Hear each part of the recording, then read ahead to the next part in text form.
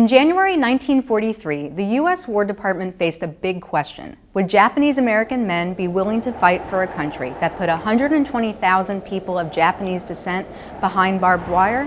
This is the story of the all-Nisei 442nd Regimental Combat Team, and this is World War II in two.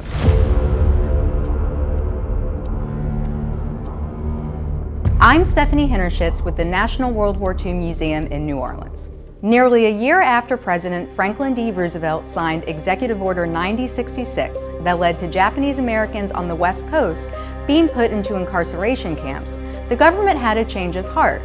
Thanks to lobbying by the Japanese American Citizens League, the War Department decided that second-generation Japanese Americans, known as Nisei, should be allowed to serve in the military again.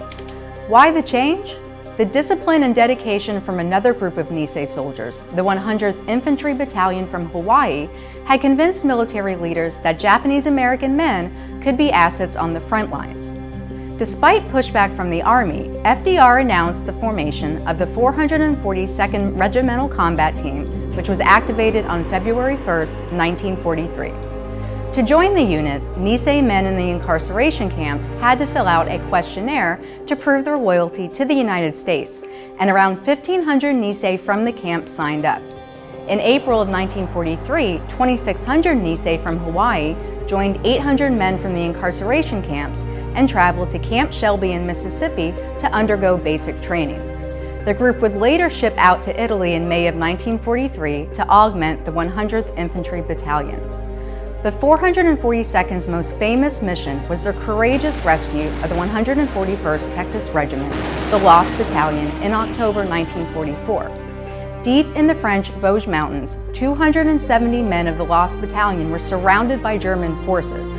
Members of the 442nd had endured battle against Germans for over a week and liberated 2 French towns in the process when they were ordered to rescue the trapped Texans in the Vosges. After another 6 days of brutal combat, the 442nd finally broke through German lines and rescued the Lost Battalion. The cost of the Vosges campaign was high. The 442nd lost 160 men and more than 1,200 were wounded. But their bravery did not go unnoticed. The 442nd became the most decorated unit of its size in American military history, and men, including future Senator Daniel Inouye, received the Medal of Honor for their courageous actions in Europe, embodying the team's go for broke spirit.